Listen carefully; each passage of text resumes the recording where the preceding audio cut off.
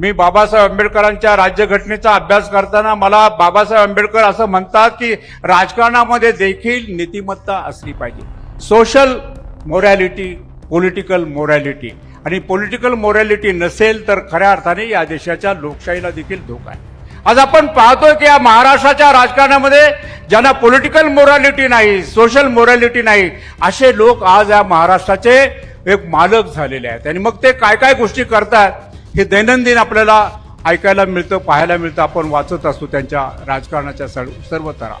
आणि खरं म्हणजे महाराष्ट्रामध्ये जवळजवळ अराजक येऊन मला असं वाटतं की कधी अराजकाच्या आपण फार जवळ आलेलो आहे. केवळ साहेबांसारखे एक उत्तुंग पर्वत या महाराष्ट्रामध्ये आहे.